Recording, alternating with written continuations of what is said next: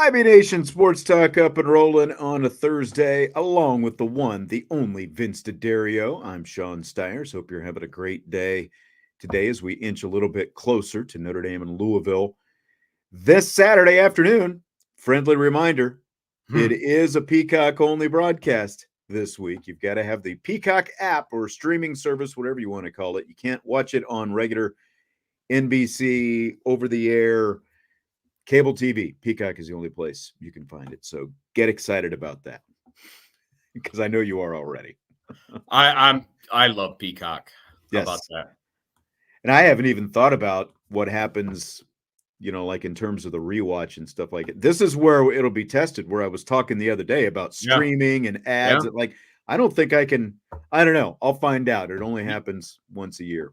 But. Well, so you got a couple. I don't think you can forward through ads, right? Like if I'm not on the upper tier option. Yeah, well, you got a couple options. You could either go back on Peacock and watch it. No, I guess that's your only option. It does save on Peacock. You can definitely go back and rewatch it. Right. But the forwarding, like I was saying the other day when we were talking about streaming, the fast forward navigation is much different when I'm watching something on streaming. Like even played, like I can watch a whole half of football in about a half an hour because I can forward through commercials. I can forward through nonsense. The in-between plays, nonsense, and all that different kind of stuff. And at least from my experience, it's never worked like that when I'm trying to watch on streaming. By the way, I wanted to give a shout out today. Are you familiar with Charlie Blackmon, the Colorado Rockies baseball player? Guy with a beard. The big beard? Yeah. Okay. Yes. Yeah. Well, one of many these days, I guess, with a big beard.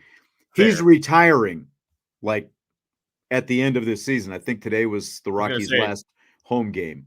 But I wanted to give a shout because he's got one of the best walk-up songs in Major League Baseball. Your Love by the Outfield. It's the Josie's on a Vacation Far Away. Like, have you ever heard that song? Yes.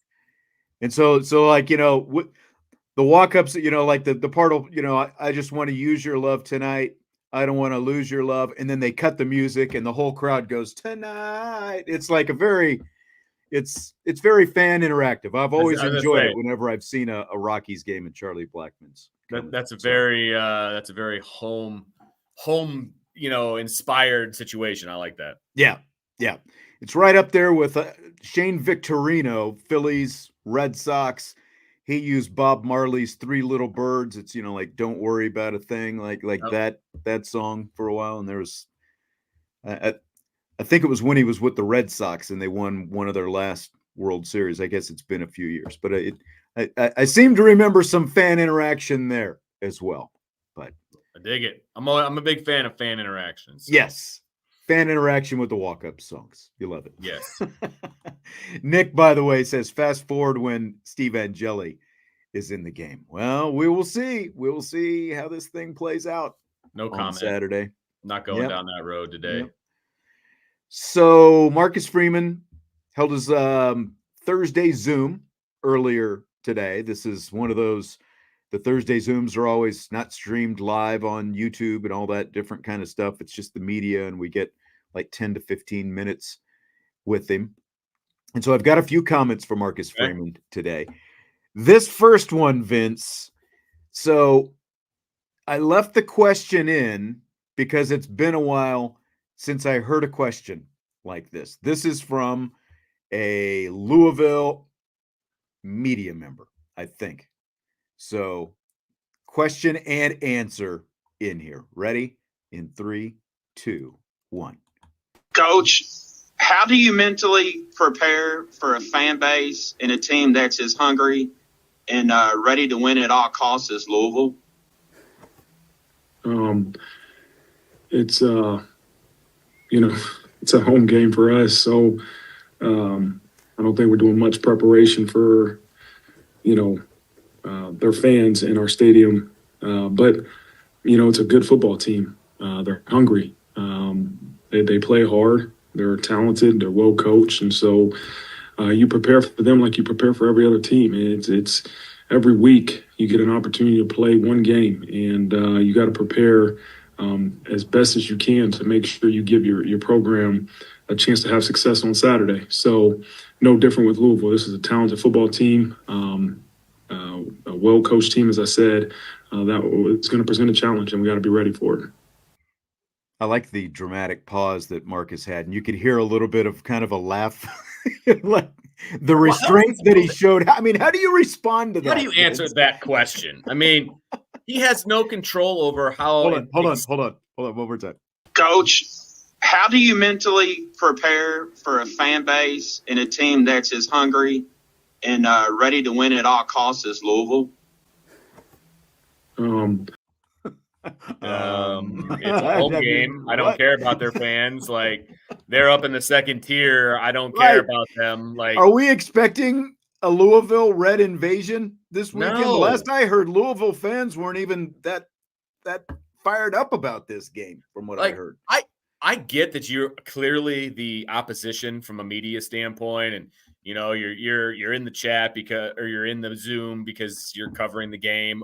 You couldn't have come up with a better question. How about, like, how do you prepare for what Jeff Brom wants to do to you offensively, or you know, a schematic question? Not, are you prepared for their fans? It's a home game for Notre Dame. Like that. Just like Marcus, you know, this is like, it's one thing when it's a night game and they're all burpened up down there last year in Louisville, you know, like it's completely different situation here this year. Unbelievable. Like, you're not taking on their fan base. You're playing against their team. It's not on the road, dude. Like, I think this guy's going to show up to Louisville thinking the game's going to be there. Like, he might not.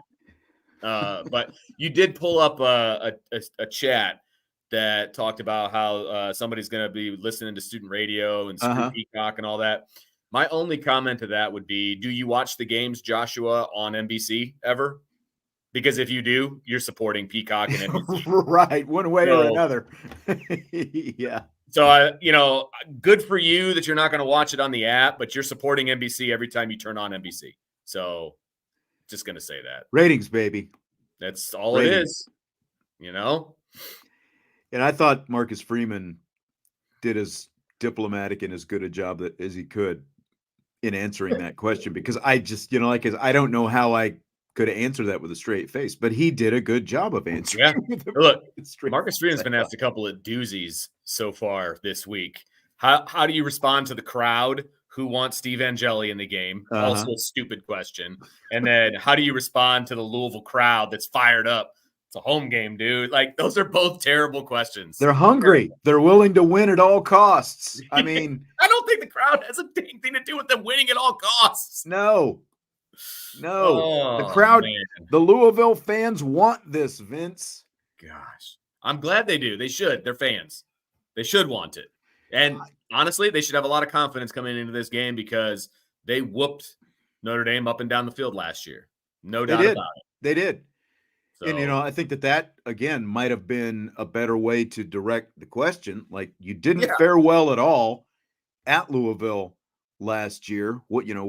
Like, something about the revenge, you know, that question was asked, obviously, by Notre Dame media, you know, by someone at the press conference, I think on Monday, how you kind of use that to your advantage and the revenge factor and all that different kind of stuff, you know. But from a Louisville standpoint, it's very interesting question, to say the least. Just wow. Yes. So, as far as some Notre Dame related things, some things that might make a little bit more sense when when hearing them.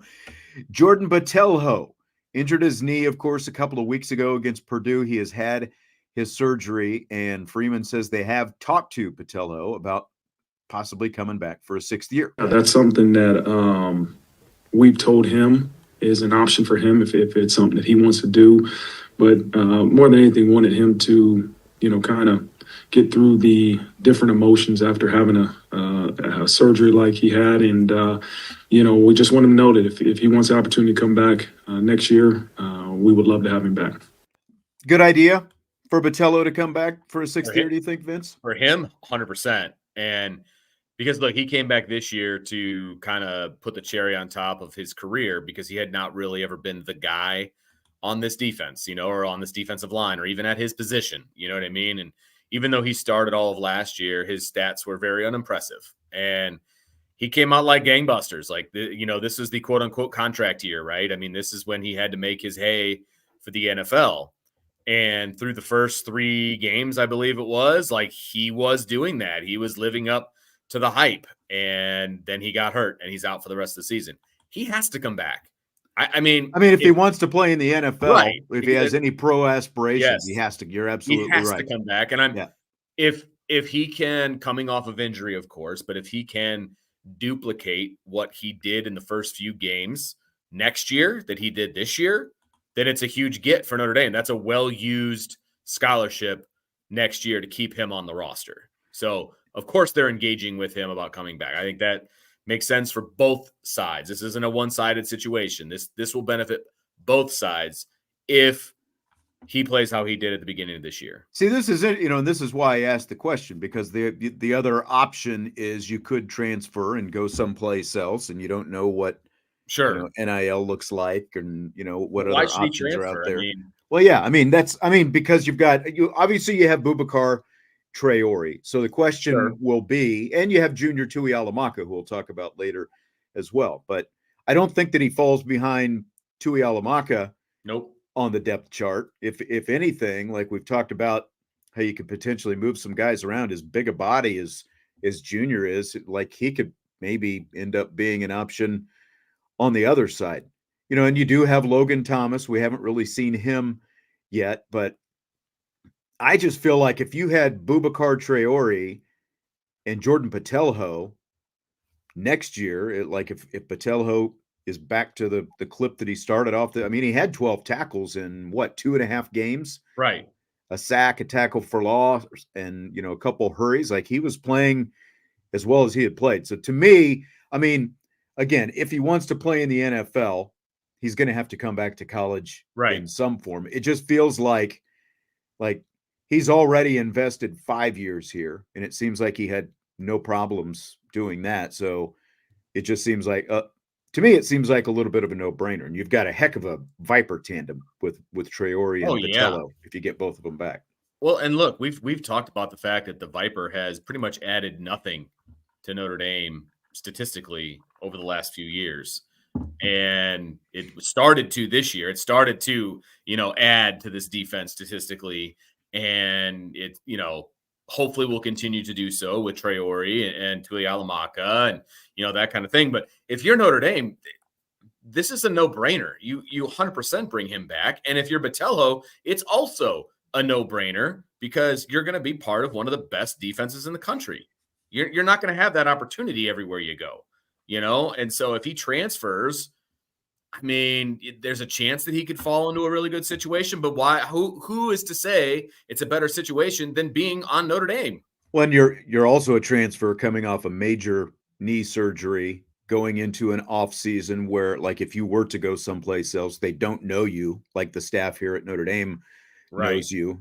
So like I think that there's just a lot of benefit, and again, I like Ant is saying if he wants to get a lot of reps on tape and all that kind of stuff, transferring is not a bad idea. I understand like that side of things, but again, I feel like he and Traore, if you have both of them, you're going to split them up and you're going to figure out, okay, like who's best in this situation, who's best in this situation. And I just think you're going to have two really fresh bodies who can just flat out get after quarterbacks and get after running backs and everything else, from start to finish for a full 60 minutes out there. And I think it would, I think, and again, like you're coming off an injury, I don't think you want to go to a place that's going to, be asking you to give them 50 plus snaps a game. I think you're better off just going max effort for what reps you get, splitting up reps with somebody else like Traore here, personally. Yep. Agreed. So the field wide receiver group, they're back at full strength now. You got Chris Mitchell, you got KK Smith, and of course, Jordan Faison was out a couple of weeks. He is back now as well. And so Freeman talked a little bit about sort of like his contentment, I guess, with that group. I feel strongly about the position. I think it's deep. Faison's back to his, I would think his normal self or as close as he can be. Chris has been playing well, and KK's had a couple big, done a good job in his both opportunities in the last 2 games. So I feel good about the room. They've had a good week of practice, and we'll see what the game dictates in terms of production. But I'm really pleased with the field position, the field wide receiver position. So he's happy with the group, Vince. Like, what's your contentment level with that trio right now? Not a lot of production from them so far. Well, no, there's not a ton of production from that group, and I think obviously part of that is some of the passing game struggles that have taken place. Sure. So I to a degree, I get it. Chris Mitchell kind of had a minor coming out party, last week, and Jordan Faison obviously has been hurt, and KK Smith just had a bad drop, to be perfectly honest with you, because that was a dime from Steve Angeli. Mm-hmm. I've been told that was a dime, and they're not wrong. It was a really good throw. But there needs to be more. I mean, there needs to be more production. I don't have an issue with the group yet, because it's not like they're necessarily failing as a group. Now, if they start dropping balls on a consistent basis, or it's very clear they're not getting open, or, things along those lines, then we can have a different conversation. I don't think we're there yet. And so, yeah, I guess I'd say I'm content with this group right now. Yeah, I mean, again, not a ton of production. Mitchell, 6 receptions for 69 yards, and then Faison and Smith each have a couple of catches this year. And, like you said, part of this goes along with, okay, what is the quarterback giving them? The deep shots, just the deep completed passes and pass interference calls and stuff like that to go with it just started coming last week. And Mitchell was a factor in that. Faison was a factor in that. So I guess, again, it's incremental progress. It's not leaps and bounds progress. I think everyone still wants to see this offense continue to be downfield, and these are the guys who can give them that. Like they're I don't think any of them we're ever going to be volume receivers this year, but they basically represent the big play threat that this offense has. How about the offensive line? We'll touch on that. Anthony Knapp, Sam Pendleton. They came up today, and kind of potentially what improvement they could make during the upcoming bye week next week. I think there's, number one, no substitution for experience. I've said that before. We got to continue to give them different looks in practice and continue to practice physically, right? And that, playing offensive line, there's a physicality that you have to practice with that will takes a toll on your body too. And so I think more than anything in the bye week, we got to make sure those guys that have nicks and bruises are able to heal and also get better at the same time. And so Coach Rudolph has done a wonderful job really developing that offensive line, progressing them, and I'm very confident in our offensive line moving forward. I think we talked a little bit yesterday about Knapp and left tackle and all that kind of stuff. And when you look at both of these guys, Knapp and Pendleton, they are 2 of the lower graded by Pro Football Focus, 2 of the lowest graded offensive linemen that Notre Dame has. And I don't think it necessarily takes a PFF grade to be able to watch and see that, they have their moments, but they also have their moments, a little bit of struggle. So, I don't know, Vince, how much do you think the bye week can help them? Like, do you think that maybe just kind of having some of that rest that Marcus Freeman is talking about can help them? Or do you think that this is just going to be like a lot of things, just a little bit of a roller coaster all year long as these guys continue to really make their first, especially with Knapp, obviously, but I guess Pendleton as well. They're both first-time starters out there this year. Well, he said experience means the most to him. If that's the case, Tosh Baker should be starting, but that's a different conversation, I suppose. But look, I feel the very same way about the left side of the offensive line that I feel about Riley Leonard. I need to see some growth. I need to see some steps in the right direction, right? I feel like they've kind of regressed a little bit in some areas. And that's not okay. Riley Leonard, I think, is going this way. I'm not sure about the left side of the offensive line. And so if they don't progress from last week to this week against Louisville, then I think you use the bye week for some open competition, to be perfectly honest with you. I mean, that's because I feel like in a lot of ways, there are guys that are not going to do worse in pass blocking than what you've got out there right now. So it's like I said yesterday, right? You've got, Anthony Knapp, for example, he's up here in run blocking, but he's down here in pass blocking. Mm-hmm. Josh Baker, we've seen what he can do, right? He's not as good at run blocking. He's better at pass blocking. So what are you comfortable with as a coach? Right now, it appears to be they're more comfortable with this. I don't know that to win bigger games that I feel like maybe the even guy is the guy that should get a shot, to be perfectly honest with you, depending on how things go on Saturday. Now, if he comes out and he plays reasonably well and isn't playing the way he played last week, hey, man, let's move forward and let's just get better in the bye week and, that kind of stuff. So it'll be – I think there's a lot riding on this week, to be perfectly honest with you. And I was kind of thinking along the same lines that you were thinking about. It's like, okay, here's where we are. We don't have to get ready for a game now this week. So we don't have to give the starters 80% of the reps or 90% of the reps or however they're divvying them up out there. You can give the number twos, like you can mix in a couple number twos essentially and say, see what this unit looks like. How do you look with this group now? That kind of thing. Again, they are where they are specific to the left tackle position just because there aren't many other options right now. But let's not forget, Pendleton beat out Coogan for the left guard job, before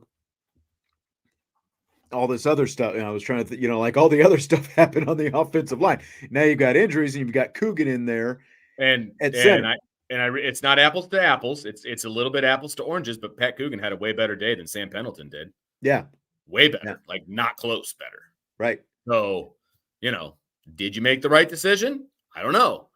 But again, I've said this before. I think Pat Coogan's skill set is much better at center than it was at guard. So that's why it's not apples to apples, but he outshined Sam Pendleton on Saturday.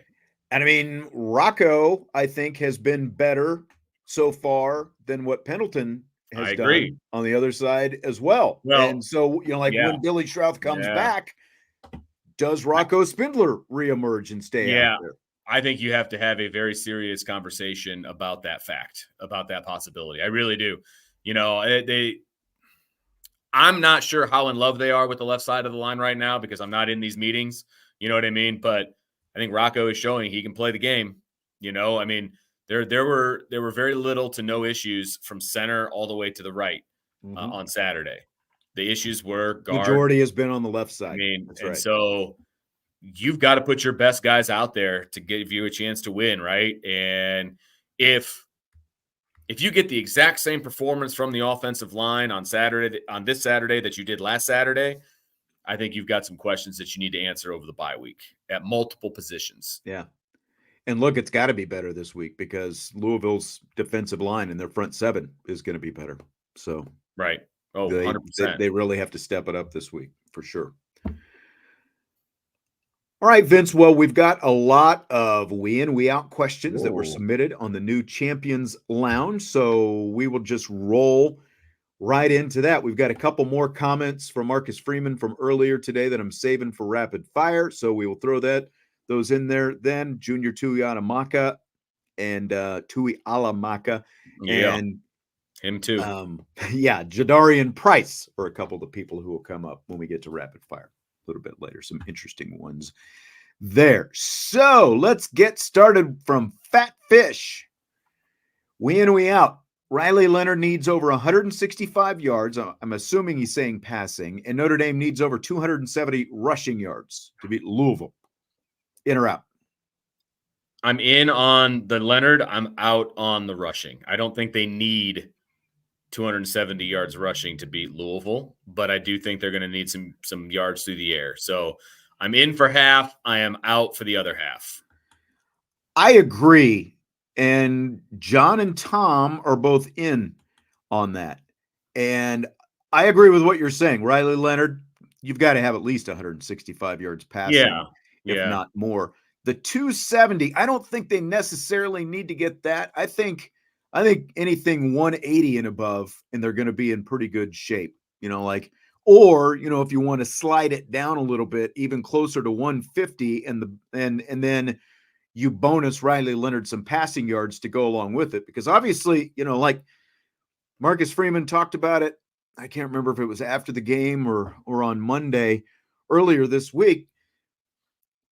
The shots like we saw last week, when you're as good a running team as you are, if Leonard can start mixing in some consistency with more of those downfield shots, and they start hitting some of those downfield shots like that, then you don't have to lean as heavily on the running game. So I think it's going to be a really interesting chess match to see how they play. Both these teams play each other Saturday afternoon. Oh yeah, big time. But I don't think they need a massive rushing number. I think they need a good rushing number, and then really everything you get from Leonard, again, that's over 165, as long as you've got some balance going on with it, with your running game, I think they're going to be in really good shape. Yeah, I mean, look, Louisville is giving up 87 yards a game on the ground. And if Notre Dame puts up 270, this is a blowout.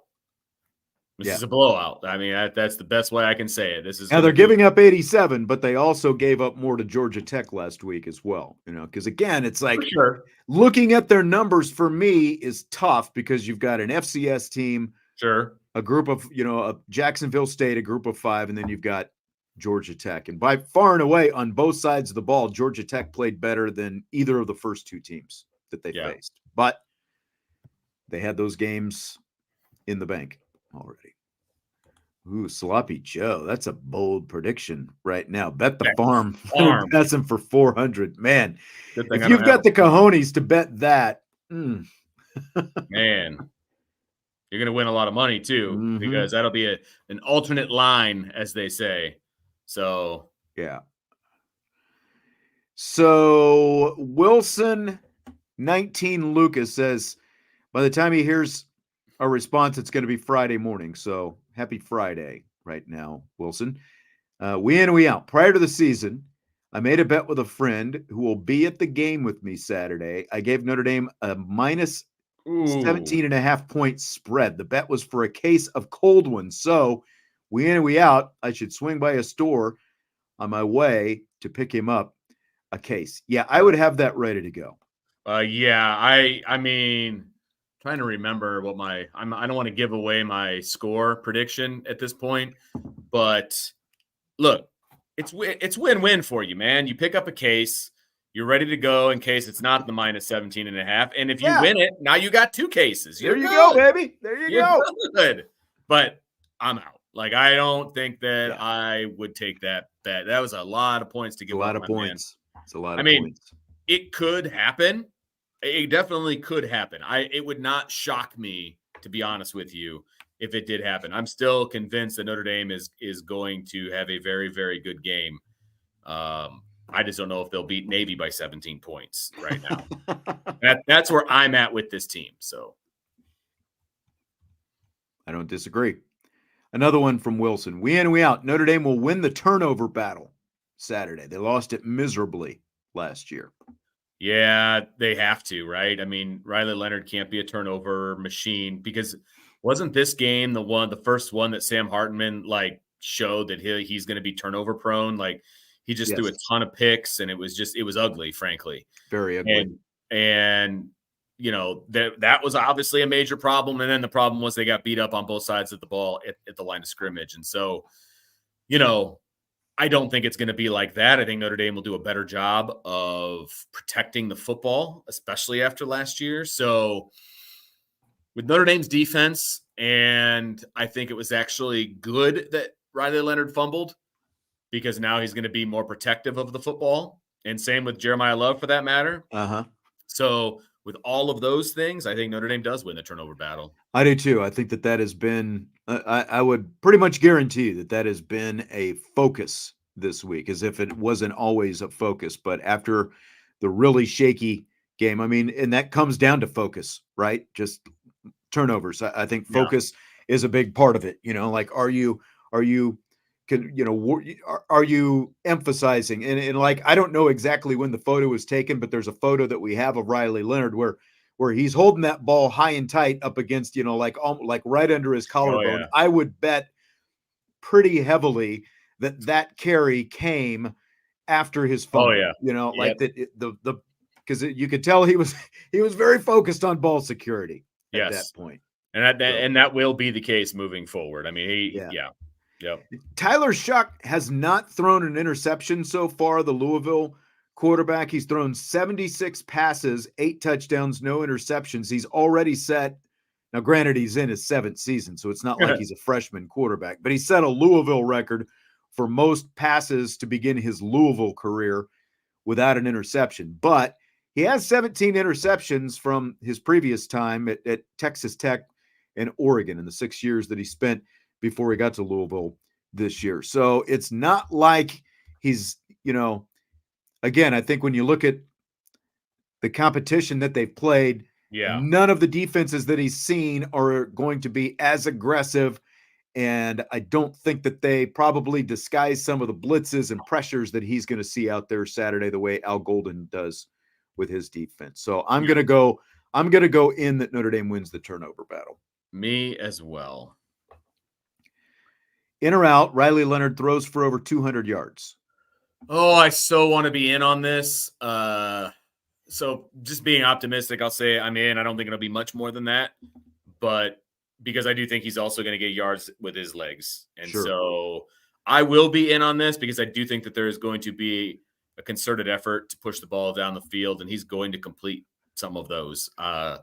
And to be honest with you, I think he's going to hit the layups too. And I think some of those layups could turn into big plays. So I'm in. I'm optimistically in. I'm optimistic that he can, but I'm going to go out just because I do still think that between he and Jeremiah Love, Louisville's going to want to try to take that away. We haven't seen Riley Leonard just say, hey, I can beat you with my arm if you're going to take that away. He finds ways to make plays with his legs before he finds ways to make plays with his arm right now. So I'm still going to go under. That doesn't mean I don't think that Leonard's not going to have a good overall day. I just don't think he gets there with the passing yards based on what we've seen so far. In or out, the great one gets his first touchdown of the season.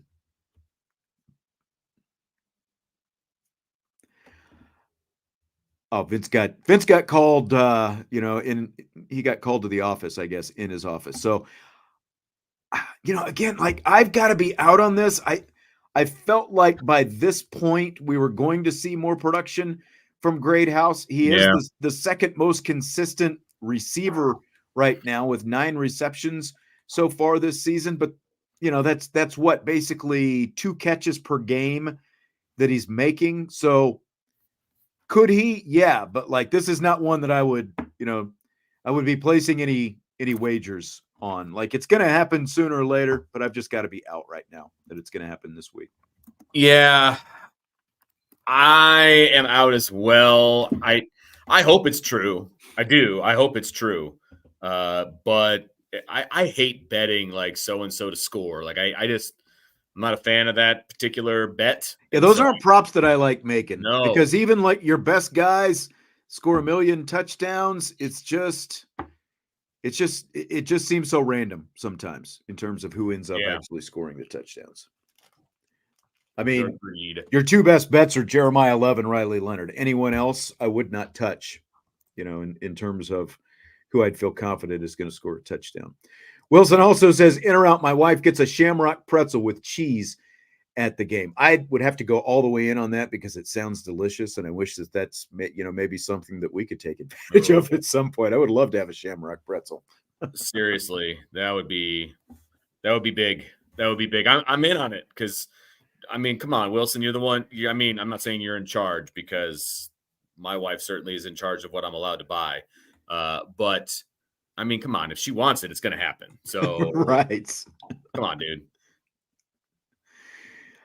dude. Somebody said Wagner scored last week. Technically, he probably did, but officially he did not. Officially he did. Yeah. Yes. Yeah. Maybe that probably technically it should have been ruled a fumble Yes. recovered by Wagner in the end zone for a Yes. touchdown, but officially that's not how it went. Right. So, And but that's but unfortunate. I think the point is the random nature, so yeah. Right. From Nomad, Notre Dame will rush for 250 yards against Louisville, which will be the primary factor in controlling time of possession and wearing down Louisville's defense. Are we in or are we out? Well, I said I was out on 270. I think 250 is achievable. But again, if they hit 250, they win. For sure. Because that means they've completely controlled the line of scrimmage and they win the game. Right. I think 200 is probably more realistic. But if they hit 250, they win. So I guess I'm out at 250. I would be in at like 200, 210, something along those lines. I think that's a definite possibility. But 250 is a lot. And if they get there, they're winning the game. And I don't know that it'll be in doubt in the fourth quarter. Yeah. John says he's out because Louisville has a good defense. Again, I believe they're good, but I just don't know how really good. Yeah, this is a huge test for Louisville. That's what people have to understand. I'm not like underestimating them or anything like that. And I know what they did last year. I think what they did last year against Notre Dame, how they were, able to control the line of scrimmage. And, there was the talk from the Louisville coaches that they knew what was coming from Notre Dame. Can Notre Dame break tendencies and not be as predictable as they were when Jared Parker was the offensive coordinator last year? But you also had a sledgehammer running back, Audric Estime, and a quarterback who is not mobile, where now you have Riley Leonard and Jadarian Price or Jeremiah Love, or, flip them around, Jeremiah Love or Jadarian Price, however you want to flip that. So I think with what Notre Dame has in the backfield, they should have a much more successful day. Even with probably a little bit worse offensive line this year than what they did last year with 44 yards against Louisville. Because remember, Louisville obviously ended up winning 33 to 19 or 33 to 17, 33 to 19, I think. But it was a 7-7 game at halftime. So it's not like Notre Dame still didn't have opportunities to run the football. They just couldn't run the football against, and that was the only game last year where Notre Dame was under 100, and I think it was 125 rushing yards all of last season. But I think Notre Dame will be much better this year. The question itself, I've got to be out on 250. Again, I think I'm the number I keep seeing over and over is right around 180 rushing yards. So we'll see. I don't know. Yeah. Sorry. I'm with you. Yeah, that's okay. I just look, when you look at who Louisville has played so far, they've played 3 games, right? They've played Austin Peay, they've played Jacksonville State, and they've played Georgia Tech. Correct. Georgia Tech was really good in game 1. They haven't been fantastic since then. They beat Georgia State and they lost to Syracuse. And, then they beat VMI. So what is it, a measuring stick at this point? And they beat, Florida State by 3 points, but Florida State's not good. So you're right. I don't think we know enough about Louisville. Look, it's going to be a test. I'm not saying that it's not. This is going to be probably the second best defensive line Notre Dame's going to play.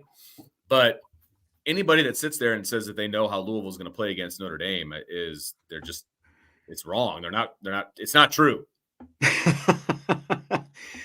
Georgia Tech ran for 98 yards last week against Louisville. That is the most that they have allowed so far this season. And Haynes King, another dual threat quarterback, had a solid game. I think he was around 50 yards or something like that. I was pushing 60 yards. And I think that Riley Leonard is a much better runner of the football. And again, you throw in what Notre Dame has with the running backs. I think that Notre Dame is going to have some good success running the football. They'll be over 100 yards. Nomad also says Notre Dame's defense will hold Louisville under 350 total yards, forcing them to rely on field goals rather than touchdowns in the red zone. In or out on that? Oh, I think they'll definitely hold them under 350 total yards. I feel very comfortable about that. And the second part is, I hope so. They've been really good in the red zone. And they were really good in the red zone last year. They stunk in the red zone 2 years ago. They continue to be good in the red zone now.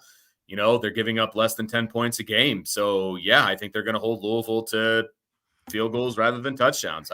I do think that that's accurate. So, yeah, I guess I'm in on it.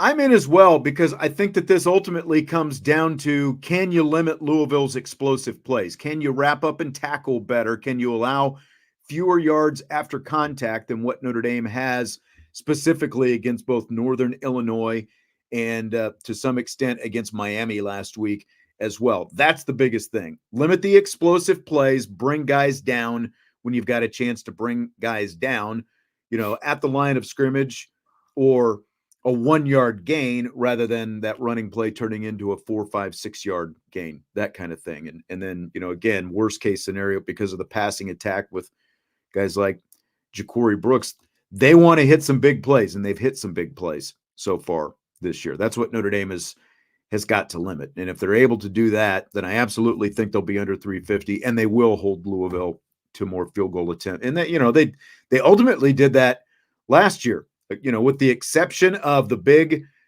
play by, what's his name? Jahar. I can't think of his, was it Jordan? Jahar Jordan, the running back last year for Louisville. With the exception of that big running play, for the most part, Notre Dame was able to limit the explosive plays. And even when the Irish offense was turning it over, Louisville had to settle for field goals a few times. So I'll go in on that.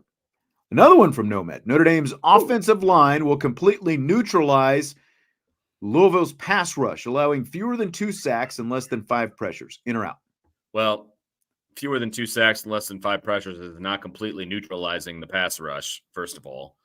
That is slowing them down, of course. But, look, I do think that they'll hold them less than 2 sacks. I don't think that they'll hold them to less than 5 pressures. And some of that has to do with the offensive line, but a lot of that has to do with Riley Leonard and who he is. And so I would say I'm in on the sacks. I'm out on the pressures. And see, I'm going to be in on it just because of what you said before your last sentence there, because of who Riley Leonard is. Because, again, you look at what Haynes King did last week. Haynes King, the Georgia Tech quarterback, who, again, dual threat guy like Riley Leonard, but not as fast as Leonard, not as good as runner as Leonard, never sacked last week by Louisville. And because of the legs, he was able to avoid pressures and stuff like that as well. So, I guess technically I might be out because it's not going to be just the offensive line doing the neutralizing. It's going to be Riley Leonard's legs that neutralize so much of this. So I'll be in. You're all in, baby. I'm going in. Sean Kelly, we in or we out on Rocco Spindler staying in the starting lineup when Billy Schrauth comes back? What do you think? I would say, as of right now, yes, that is exactly what I would do. I would move him over to left guard. And Sam, thanks for playing our game, but you're going to be getting second team reps now. There's still a game, at least one game between now and having to make that decision. So, let's see how Sam bounces back from a bad game. And, again, also let's see how Rocco plays coming off of a good game, right? Those things have to be taken into account. But if things stay the same, then, yeah, I think Rocco stays in the lineup. I do too. Again, I think he goes to left guard potentially, and Schrauth takes over back at right guard. And then maybe the question becomes, is it Pendleton or Coogan at center? And Coogan's done a pretty good job at center. Coogan plays how he did last week, this week, then you keep him right where he's at. Yeah.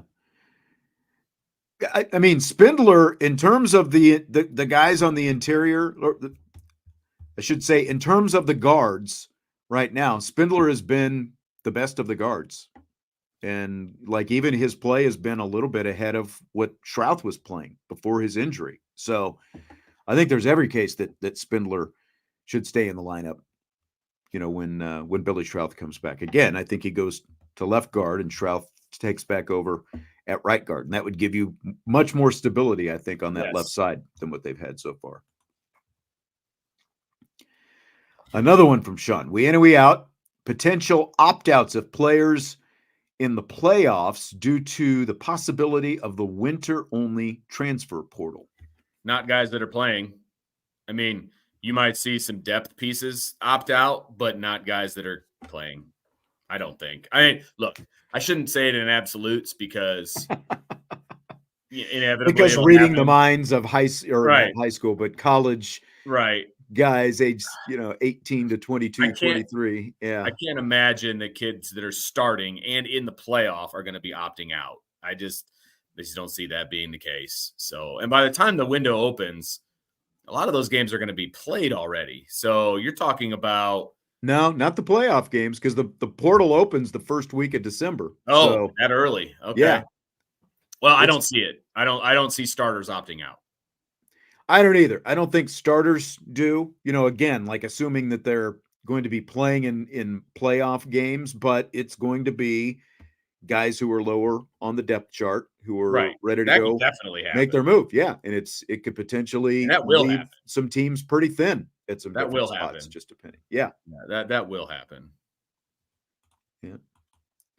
Joe says start throwing incentive NIL money at them. I mean, maybe it helps. I don't know, but I mean, ultimately, that's going to be, again, they haven't gotten rid of the spring window yet, but that is the direction that it's going, that they're going to get rid of the spring transfer portal window. And it's going to force a lot of guys to have to make some early decisions, because coaches can't even say, well, stick it out through the spring, see how it works out in the spring. And then you can always go to the portal afterwards if you don't like it. That's potentially going to be gone. And, is it going to be worth it for an extra, I don't even know how much, $10, $20, $30,000 or whatever for a guy, like a third string offensive lineman to stick around rather than go someplace else and have an opportunity to play someplace else next year that he's, not going to have if he sticks around on a playoff team. I am Tenzin. I am the son of Aang. I am the last hope for the Air Nation. We in, we out. Another roller coaster performance against Louisville to head into the bye week. Big against Texas A&M, bad against NIU, big against Purdue, bad against Miami. So are you in or out on that, Vince? He's basically saying, are they going to be big against Louisville this weekend if the trend continues? I'm in on that, but I don't think that they were bad against Miami either. So I guess I'll push back on that part of it. Now, they didn't come out and play the way they should have.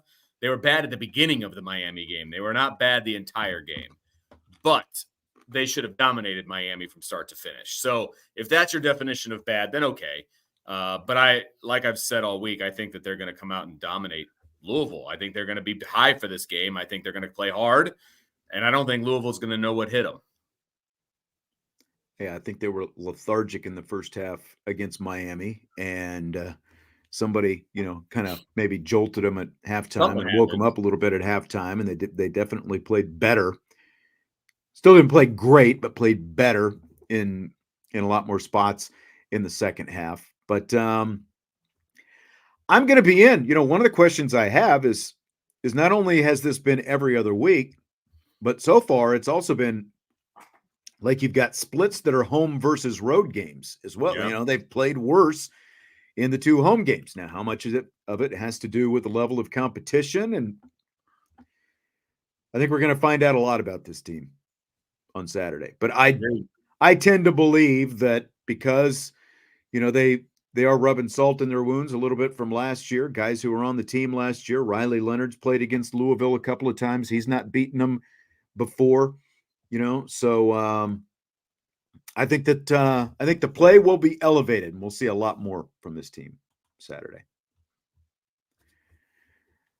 Uncle LA, in or out? Marcus Freeman should have attempted to score on the last drive against Miami. 35-3 just looks better, especially to those nationally who will look back over the schedule towards the end of the season. No room for a gentleman when your back is against the wall. In or out on that, man? I'm out. I'm extremely out on that. Nobody gives a crap about how you won the game. They just care if you won it. It's W or L. That doesn't is matter. It. Yeah. Does not matter. Once December rolls around and they're talking about who's in and who's out in terms of the playoff, that's exactly it. It's all that matters. Did you win or did you lose? If And somehow Notre Dame comes back and beats Northern Illinois, does anybody give a crap how that happened? I mean, the super negative people, it obviously. would matter much more if it happened in November than September. Absolutely. I mean, that's honestly, it's one of the more perfect times to lose is in September, right? And if Notre Dame runs the table or whatever, you know, they're going to be 11-1, and nobody gives a hoot what that one was. Nobody. So they're going to be in, and they're probably going to be hosting a playoff game. Yeah, literally, you know, when they look at resumes and all that stuff, the committee's going to go, okay, what are their wins? What are their losses? And ultimately, you know, which wins are on the road. The Texas A&M win is a good win. Purdue, even though it doesn't seem great right now, you know, they went to Oregon State and got beat last week, but it's still a road win. So, I mean, they've got 2 road wins right now. So that's important. But at the end of the day, the margin of victory, I just don't think matters nearly as much as long as you're winning games at the end of, you know, at the end all of the that season. matters. Yep. Domer Grizz. Coach Mickens should buy some bubble wrap to protect his remaining cornerbacks. We in or we out? I mean, yeah, we're in. I mean, they can't get hurt. Couldn't hurt. If they get hurt at any time, then they're going to be in trouble. If they all stay healthy, then they're just fine. So, yeah, I'm in on that.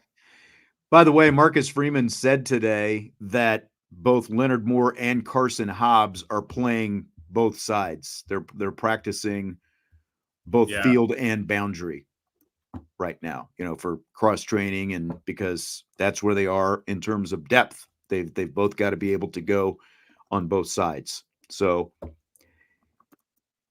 yeah, I mean, obviously no one's going to literally wrap them in bubble wrap. I get the joke, but, you know, got to knock on wood. That is, depth is a thing right now. We in and we out from MagChamp1. Very optimistic. He says Riley Leonard goes absolutely off for 400+ total yards, 3+ touchdowns. The defense holds Louisville to 14 points or less. That's a lot to be in on. I'm out. I don't think Riley Leonard's going to go off for 400+ total yards. He may have 3+ TDs, and the defense may do the 14. So I'm in, or I'm out. I'm in. But I'm out for the whole thing. But I'm out for him going 400. I'll be in for the 3+, and I'll be in for the 14 or less. I'm out on all counts, except for maybe the touchdowns. That would be my only thing. 400+ total yards. I mean, that's a lot. I think he's going to be in that ball. Yeah, that's a lot. Maybe not. Yeah, I think 350 is probably the max number that I would look at there. And in terms of the total points, I have more than that as well. Yeah, I know you've already disagreed with this, Vince, but they don't look at style points versus. Nope. No. I said it in the chat, but Notre Dame made it into the playoff without beating a single ranked team the last time they were in the playoff. Right. They don't care. It does not matter. Your record is the first and foremost thing that matters. Now, obviously, once you do have to, you know, like start, you know, again, when they're making these selections in December, what you did in September is far less important than what you did in November. Like, that's just what it is. What you've done more recently matters a lot more, is just what it comes down to. Right. Domager is the loss of Cooper Flanagan for this game means we'll be forced to play more 21 and 10 personnel, which will actually end up being beneficial for the offense. In or out on that? I'm out because I don't think that's what is going to – if they go more 21 or 10, it won't be because Flanagan's out. I think they're pretty happy with Raridan and Mitchell Evans, and I don't think that's really going to change anything. I think that I would like to see more 21 and 10 personnel, to be perfectly honest with you, but I don't know. Like, if they do that, I don't think it's because Flanagan is out. You know what I mean? Like, so I'm out because of the reasoning behind it, but I would like to see it because I do think it would be more beneficial. I agree with that. I absolutely agree with that. And I'm out as well. I'm really curious to see what they do with some of the personnel in this game, because again, like when you hear what Louisville talked about last week, you know, it's like you got to be careful what you say, because just because, okay, you're not going to play the same opponent again that season doesn't mean you're never going to see them again. And Louisville was pretty boastful in some of the comments that they made last year in terms of, oh, we knew what Notre Dame was going to do all day, and, all that different kind of stuff. So I don't think that Mike obviously Denbrock wasn't here last year, but I don't think that he's necessarily just going to go into this game being like, this is what we've done, right. Like that kind of thing. I think that you're probably going to see some different looks, or, more of some looks that maybe we've seen a little bit less of so far this year in this game. I can tell you for a fact that he's going to be trying to build on what they know they can do well. Mm-hmm. And whatever that looks like on Saturday, it will be slightly, if not drastically, different looking from a formation standpoint, from a motion standpoint, from a, from a shifting state. Like, they're going to build on what they know they can do well on offense. That I believe will happen on Saturday. Concur with that. Several from Sean Kelly. We in or out, prop bet edition. Oh boy. 170 passing yards for Riley Leonard, over under. Well, I'm not putting money on it, so I'll say over. I mean, this is right around the number, I think. I'm going to go over as well. I do think Leonard is going to have the best passing day since he's been at Notre Dame so far. That's about as much as I'm willing to guarantee. But I think he'll have his best passing day, and I think that will include an over of 170 yards. Over under 23 and a half receiving yards for Chris Mitchell. I'll take the over on that. I think I will as well. Even though, again, like, it's so hard to gauge exactly what. I think he could get that on one pass. Well, he could. How about this? I think he will. Okay. How about 65 rushing yards for Jeremiah Love? Oh, over. If they want to win, it's got to be over. Well, that doesn't mean they're going to get it. I think they're going to get it because I think they're going to win. So, yes. Over. Okay. Yeah, I'm going to go over as well. So you push him back on me, and then you agree with me. It's like my wife. I just pushed back on your rationale. Oh, all right, all right. Well, if they want to win, it's got to be over. Well, that doesn't mean it's going to be over. I mean, come on. From Joe, in or out. Our love-hate relationship with Riley Leonard will be solved one way or another with the outcome of this game. Either he'll win over the fans, or everyone will jump off his train. I'm kind of in on that, to be honest with you. I think this is kind of a turning point game for Riley Leonard as far as Notre Dame fans are concerned. I just don't think he can have a lukewarm game. I mean, he's got to have a decent game here. They've got to win this game. If he wins the game, then, we can have a discussion about he's the right guy and all those different things. If they lose because of turnovers at the quarterback position, or he fumbles, or, whatever the case may be, it's going to be hard to defend. I'll say that. Yeah, I'm mostly in on this. I think that if he wins and looks pretty good in doing it, then you're going to see, like, I think he already swung some people last week with what he did after last week's win. We've had a lot less pushback. Yes. This week, I agree. Yes, and if you see that again, if you see a continuation of that against a better team this week, then you're going to win a lot more over. Now, that said, he'll do that for the short term. If things go disastrously, obviously everyone's going to pile on and no one's going to want to see him again. But even if things go well, the minute he has a bad play, then I think we're going to see some of the stuff that happened last week pop up again over the course of the season. TD wants to know the odds Angeli comes in before the end of the third quarter.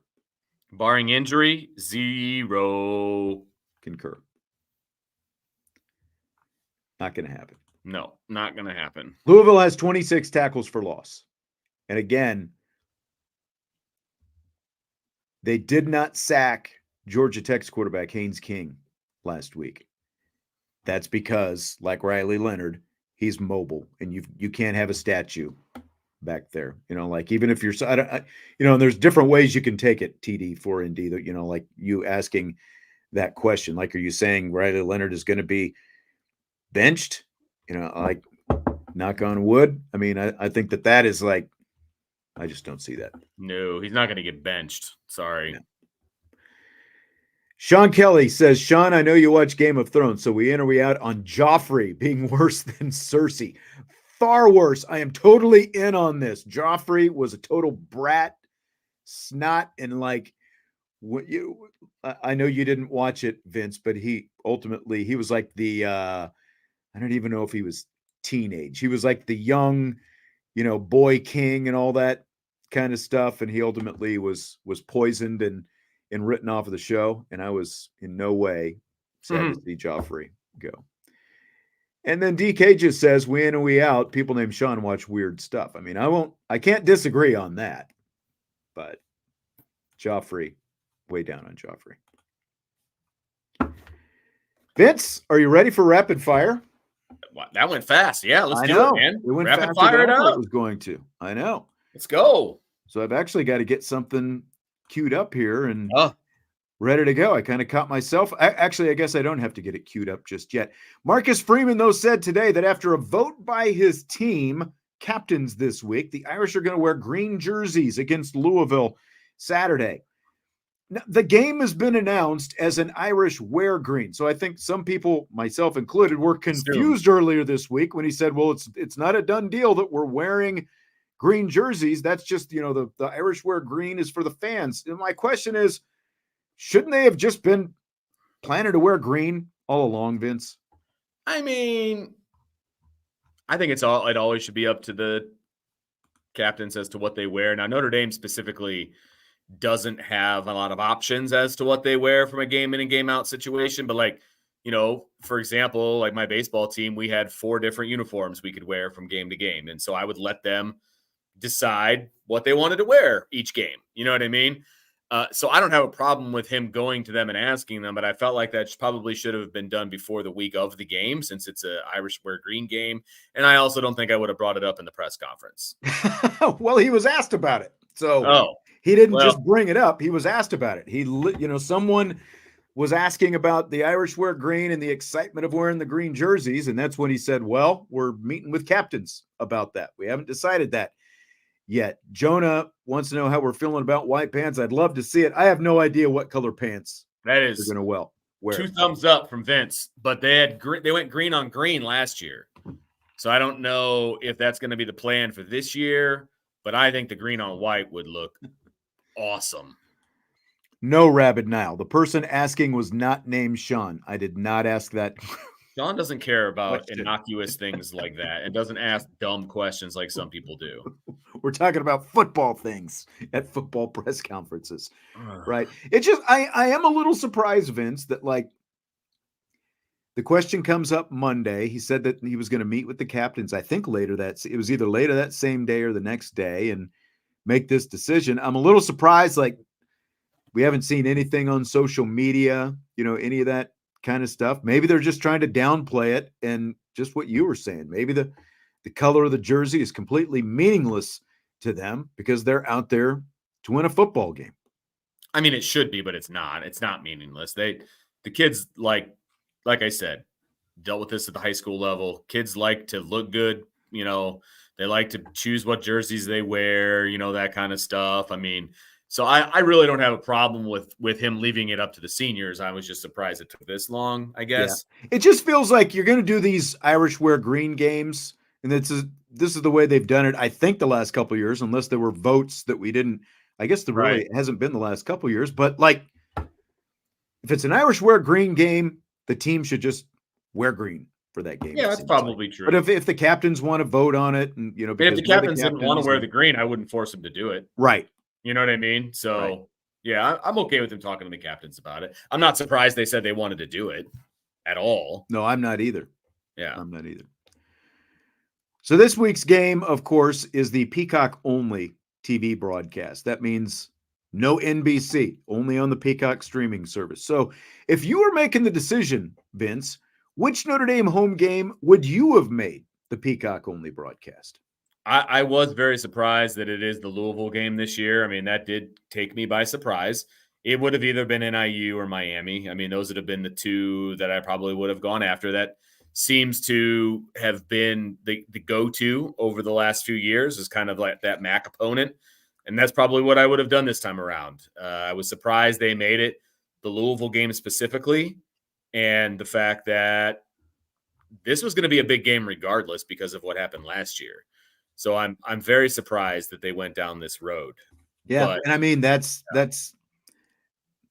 factors into their thinking. At least based on what Jack Swarbrick has talked about in the past, wanting NBC to put a more marquee game on Peacock than just some of the the MAC games that they've done in the past. Now, full disclosure, I was in contact with someone from Peacock about getting them to come on to talk about all the things that go into this decision-making process. And they responded and they said, love to, see if we can make it work. And then they ghosted me. So just say, we tried to have someone on from NBC / Universal Peacock, whatever, so that, again, like they could explain everything that goes into this decision-making process, but they decided that they didn't want to do that. So we move on. Life is life. But I would have picked either the Miami game or the Stanford game, because Northern Illinois was the home opener. So I don't think you want the home opener on a streaming only. I think you want the home opener and the last home game of the regular season both to be on broadcast TV, because it is the last opportunity, and the Virginia game is the last one. The Stanford game would have made some sense to me because it's not as marquee as either Florida, what we thought Florida State was going to be, or even Louisville.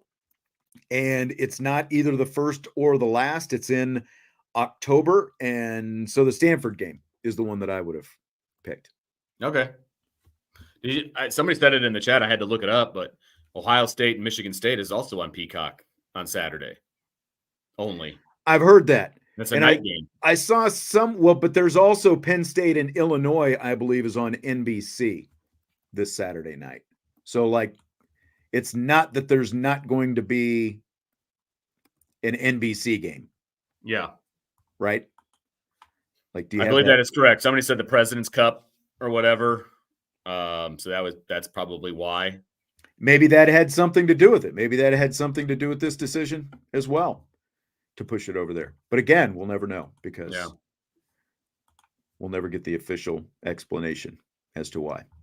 So Freeman was asked today about Jadarian Price kind of being a little bit feast or famine in terms of, either it's a really big 70-yard run or it's not even 3 yards. There's not much in between in terms of, hey, a little bit more 4 or 5 yards per carry and that kind of stuff. So here's what Marcus Freeman, how he responded to that. I think that every play, you have a key, you have a read, and you trust it. And the result of that, it could be a big play, it could be a 0-yard gain, and because of it's a team sport, everybody has to get their job done. And so I think you just got to take advantage of the opportunities to present themselves. You got to trust your keys, trust your reads, and run hard, take care of the football. But again, the outcome of a running play is determined by so many different individuals. And I know it's a unique stat to have the 0-yard gains and then explosive gains. But again, the consistency in terms of you just trusting your keys and reads and doing your job will result in a lot of success. So Vince, what do you think? I think that Mike Denbrock gave him some notes about what he said earlier in the week. That's what I think, because it sounded almost just BS for a little bit. Is that what you're saying? That was almost word for word what happened when he said, when Mike Denbrock was asked, well, how come you don't get Jeremiah Love some more carries? Well, it's not dictated by me; it's dictated by the play. Right. It's exactly the same thing. I mean, either Marcus Freeman listens to Mike Denbrock's press conference, or Mike Denbrock and Marcus Freeman talk a lot, which I'm sure they do. I'm sure they do. I'm sure they talk every day. Yeah. That's what came up. So. Yeah. I mean, in Price's defense, he did have a 14-yard run last week. He had an 8-yard, so it wasn't just like 0 or 8. Now, he didn't have the big run like he had against Purdue a couple of weeks ago, obviously, but I think you're probably right, just in terms of the response. It's just, you've got a really good running back there. And part of this to me, Vince, goes back to sort of how these splits of carries are going, like where you've got, like last week, they were just straight up alternating series with these guys. And I don't know, like I realize you have two really good running backs who both do have the ability to hit home runs every time they touch the ball, and you're keeping their legs fresh and all that kind of stuff, and you're keeping them involved. But at the same time, like I do think there's also something to be said for just kind of letting a running back get into the groove of the game. And the more he touches the ball, the better chance he's got, whether it's Love or Price. Yeah. Can't disagree with you. Yeah. So here's some thoughts from Freeman on Junior Tui Halamaka stepping up as the number 2 Viper last week. Yeah, I think it's just a reflection of the preparation he's put in, the depth, the opportunity that was presented, he capitalized off of it. And so it's a great example for everybody in our program. You're always one play away. And he was playing a little bit for us, but obviously in an increased role. He had a lot of production on Saturday. And again, that doesn't happen with luck.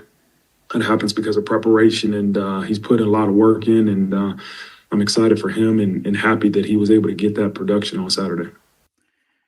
So Junior Tui Halamaka, scale of 1 to 10. How good do you feel about the Vipers, Vince?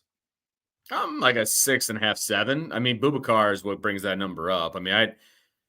I'll go back to my long-winded answer of I think they should have left Junior at linebacker, and he's a better linebacker than he is a defensive end. But that ship sailed a long, long time ago. So I'm more high on Boubacar than I am on Junior, but it seems like a decent 1-2 punch. And as long as Boubacar continues to get better and better as the season goes on and takes advantage of his athleticism and, starts spitting out the stats, it's going to be a fine 1-2 punch. It will be. So it's like a 7, 6.5, 7. Yeah, I feel like I'm solid 7, 8 even on this. Now it's only one game, and really Tui Halamaka, he got the interception. It's not like he had a lot of other production. I think he had a couple tackles in the game, but he was, I think he was just solid all the way around.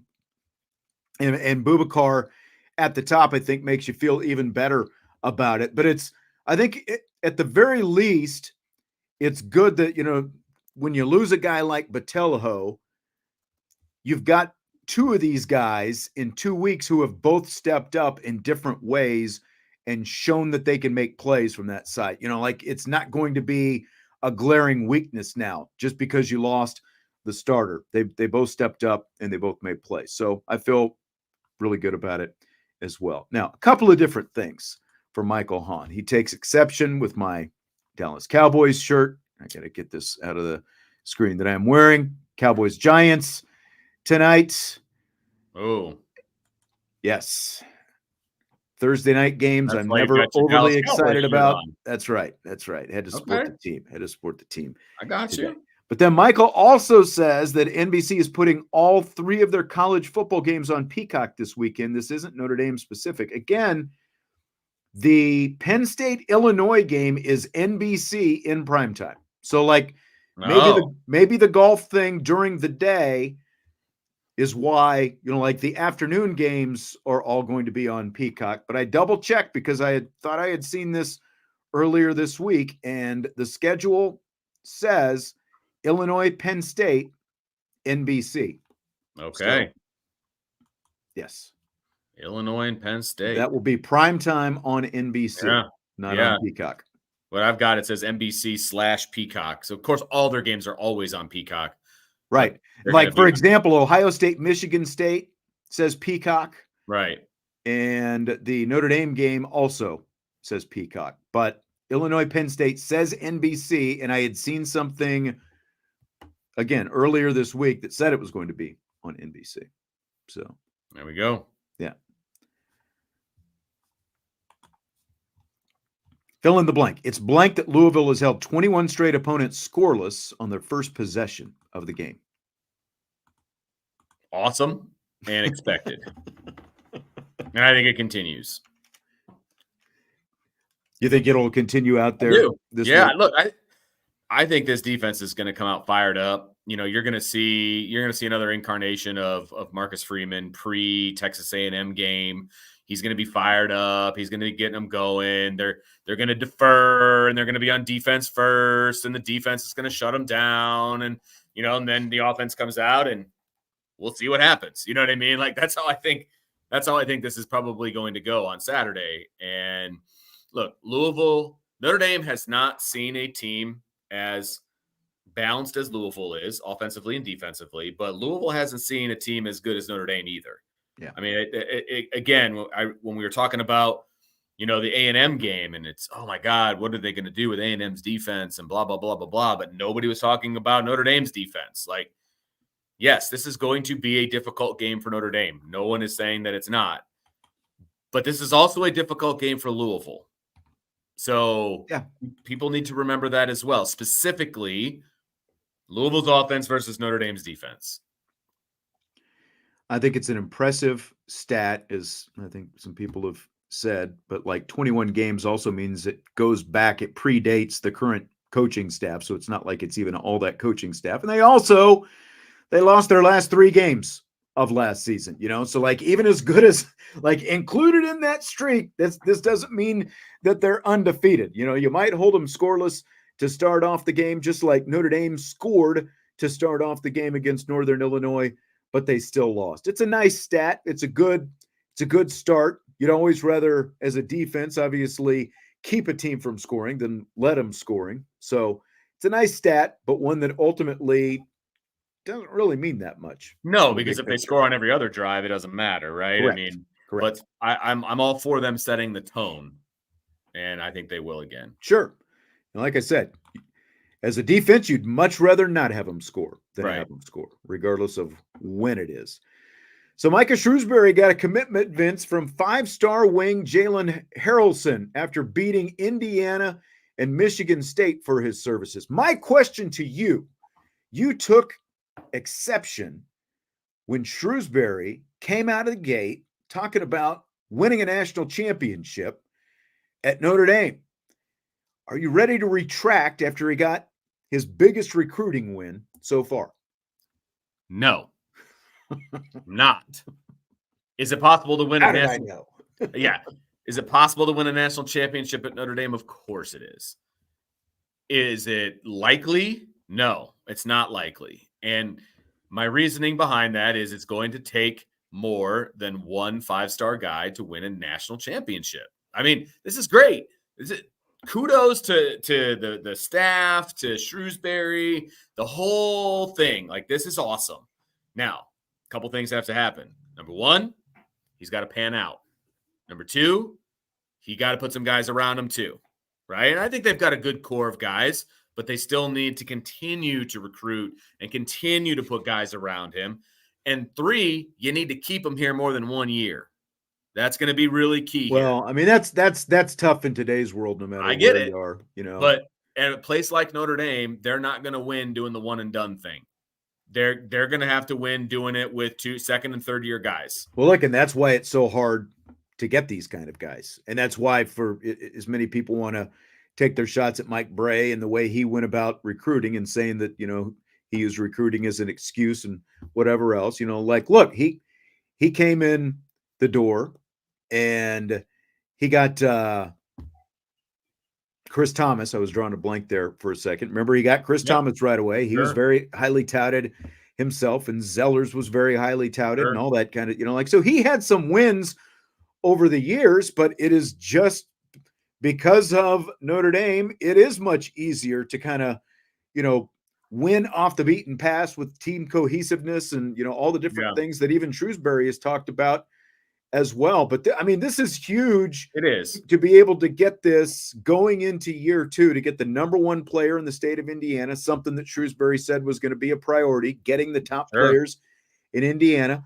I mean, let's not forget, before Matt Painter showed up, it took Painter some time to start getting some of the top guys in Indiana to come to West Lafayette as well. And, obviously he's managed to make things work over there. I think that, that's a little bit of an untraditional place as well. But I mean, this guy Harrelson is the number 1 player in Indiana, number 14 player in the nation. But you're right. Like, if you're going to start winning even ACC championships, let alone national championships, you got to start stacking these guys. But I think that this is a great start for Micah Shrewsbury to get this kind of win this early on. And it shows that he means business, that he wasn't just blowing smoke when he came in the door talking about championships, that he was going to recruit Indiana, get the best players in Indiana, and short term, big win for him. I think there is a formula that could work at Notre Dame. And here it is. You primarily get guys that are going to be there for 3-4 years, right? And then you could supplement that with a 1-year guy, right, to put you over the top, right? I think that formula could be good. Notre Dame's never going to be like a Kentucky where they bring in a bunch of top guys and they got them there for a year and then they just recycle it and do it all over again the next year. Like that's obviously never going to be Notre Dame. And I think they've proven that probably isn't the most effective way to win a championship anyway, right? So I think if Micah Shrewsbury can kind of meet it in the middle a little bit, have a bunch of guys who are going to be there for 3, 4, 5 years, build the culture, and then you can supplement that with a 5-star kid who's only going to be there for a year, maybe 2, that kind of a thing. I think that could be a winning formula. That could be. But, it takes time to do all of that kind of stuff. Shrewsbury hasn't been here that long. It's going to take some time to build up the foundation and the culture. And those guys have to have the right mentality as well. Because as we saw last year, the team that Shrewsbury had to go out and kind of cobble together didn't have the right mentality. Yeah. And night out. And you've got to make sure, as talented as they are, that, look, even if it's going to be for 1 year or 2 years, you got to buy into what we're doing. You got to be the example. You can't just be off doing your own thing all the time. Like, you still got to be a part of this deal. But you're right. You can have a couple, like a handful of your program guys, and then, this next tier where they're a little bit, like high, like in that 4-star kind of range. And then if you're hitting one of these guys like every other year, right, I think that you can be in really good shape. And depending on who he is, that's the kind of guy who can take you deep into the tournament. You get the right kind of talent, especially if you're able to hit a couple of them at the same time. But it's great. I think we'd all like to see a nice turnaround for men's basketball this year. Have a little bit more fun. Watching that. I would say that this men's basketball team is easy to root for. And if they can win a few big games and things like that, it'll be obviously even easier to root for them. And look, they're going to make big strides from year 1 to year 2, and getting a lot of those guys back and then supplementing it with the freshman class that they're going to supplement it with. And now, you've got this, this 5-star kid coming in the following year. So, I mean, I think Mike is doing it the right way. But again, this is only year 2. You're going to see some big strides, but, are they going to contend for the conference this year? Probably not. But I think contending for the top half of the conference is a reasonable goal to have, right? I mean, making it a couple of days into the ACC tournament, I think that's a reasonable goal to have. You know what I mean? So it'll be fun. It'll be fun to watch. Yeah. Fill in the blank. It's blank. The Pittsburgh Pirates cut Rowdy Tellez this week. He had 421 at-bats this season and needed 4 more in order to receive a $200,000 bonus. If that's the reason that they cut him, that's really sad, because $200,000 in the land of baseball is not that much money. And if you're cutting people like that to save yourself a dime, I have a big problem with that. Yeah, John, I know is a Pittsburgh fan, and it's like, look, if you can, like,